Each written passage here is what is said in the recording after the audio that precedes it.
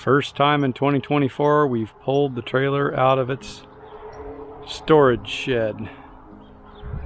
Gonna do some maintenance on it, put a brand new propane bottle up on the tongue, and I know I got one seal going bad up on top I need to work on, so we're gonna get to that today.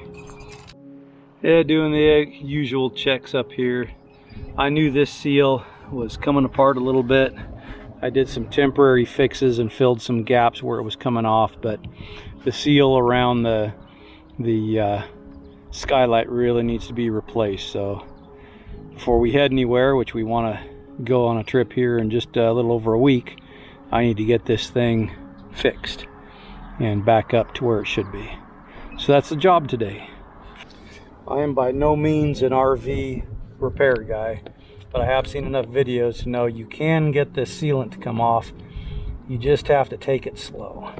Thankfully it's sunny and warm today, but you just got to be careful that you don't damage the rubber coating, because it's flexible, and if you go too fast you could damage it. So that's about all I really know, is take your time and it'll eventually come up.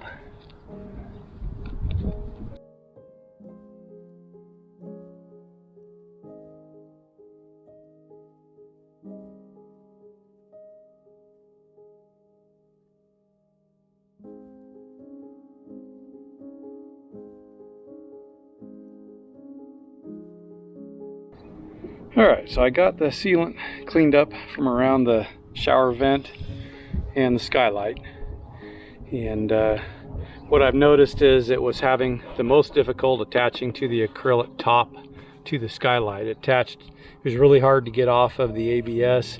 It was hard to get off the rubber roof. This is what it came off really easy on. So I've got some 320 grit sandpaper. I'm going to hit the edge and hopefully scuff it up enough that the new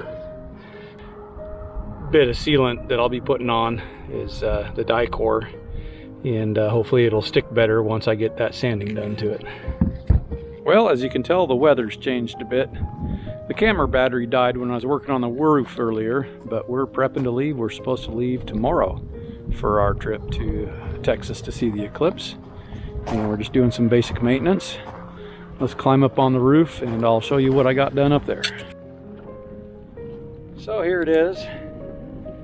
Unfortunately, both tubes of the caulk that I had were bad. I actually had them for quite a while, so I'm not too surprised about that. I was able to clean up around the skylight, and I scuffed it with some 320 grit sandpaper in hopes that the caulking will adhere better to it.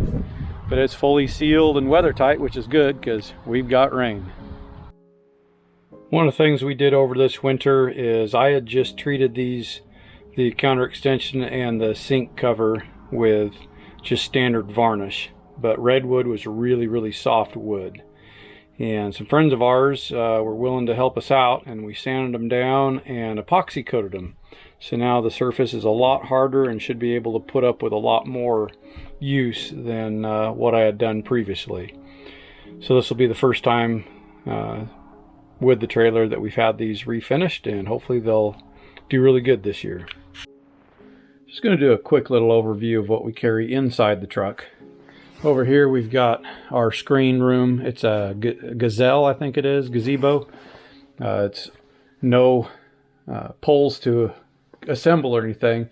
You just pop every panel into place and it opens up into a screen room. Really like that.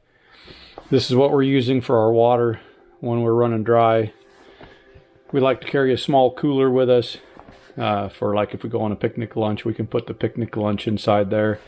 I've got a tool bag behind the cooler, and it's got torque wrenches, proper size sockets for like our ball mount on the hitch, and stuff that it's got a thing of grease in there. I mean, I can do a lot of repairs with what I carry in there, and then I also have a smaller kind of utilitarian toolbox that I keep in the truck all the time with hammer and pliers and stuff like that. Sorry for that slight hum behind us. That's our water heater going. We've got our gas can behind the propane tank. I carry an extra propane tank because our pod only has one on the front of it. We've got our generator, generator is just a Predator 2000 inverter generator. We like it. It's done really well for us. Behind the generator, I've got an air compressor. I know a lot of people went with the Viair. I looked at the Viair. I found a Smittybilt, and the Smittybilt, it produced more cubic feet per minute of air. You could run it longer per hour than the Viair, and it was cheaper. So I went with a Smittybilt. And then in the back corner, I got a brand new jack that is a jack stand and a bottle jack combined into one. I've never used it, but it looks like it's going to be really handy. And of course, the jack stand part that's attached to the bottle jack is adjustable, so you can start it out taller. I think it'll work great if we have any issues with our trailer tires on our trip. And then of course, I've got my homemade cornhole game, and I just carry the other stuff in the truck all the time, the axe, the shovel, and all the stuff in the toolbox. But that's what we carry in the truck. And now we're on to tires. So I'm going to pull out the air compressor, and we're going to get these tires topped off because they've been sitting all winter and need to be checked. All right, we did not get TPMS on this trailer when we bought it, so we went with an aftermarket, and it comes with this fancy little wrench to hold the cap on. You got to use that to pull your TPMS cap off. Kind of wish we would have gone with an inside one. It'd be a lot easier, and then you don't have to worry about people taking them off your rig, but it's what we got.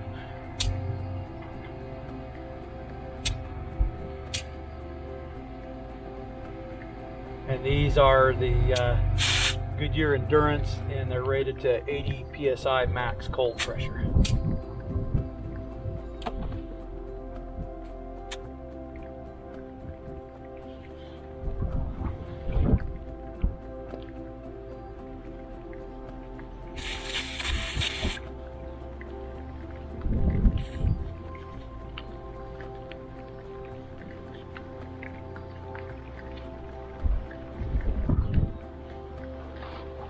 All right, let's go do the others. So another thing I've done for this trip is with all the Lego blocks we store in here, I was noticing the floor of this was starting to sag. And I did mention in the video, I probably should have used thicker plywood, and I should have for the floor. So what I've done is I added a new board. I found a 3/4 inch board that I cut to length and screwed on with 6 screws. Straighten the floor up nice, and it needs to be painted, of course, but it was a quick in the rain fix, and I'll work on that more when we get back from Texas. Now I'm gonna do some greasing of my axles, and then I think the trailer's ready to go. I've inspected the tires look good. They're all up to pressure now, and got a new tank of propane on. The refrigerator's working. We've double checked that. We're gonna go dry this trip because of how cold things are gonna be, or at least what we're hearing things are gonna be. And what we're gonna do is I've got 2 6-gallon jugs with spigots on them. We set those up on the counter and use those and let it drain into the holding tanks. But with the chance of freezing temperatures in some of the places we're going to be driving, and the belly of this not being insulated, leaving those PEX pipe exposed to freezing, we've opted to keep our water system itself empty, and we're not going to charge it on this trip. We're just going to use bottled water for drinking, and some jugs of water for everything else. All right, we got the hubs greased. We got the tire pressure checked. I double checked with the tightness of my lug nuts. I fixed the floor of that cabinet for our leveling Legos, so it's level and flat now. I think that this thing's ready to head out tomorrow. And wish us luck. And hopefully we'll be putting out some videos of our most recent trip.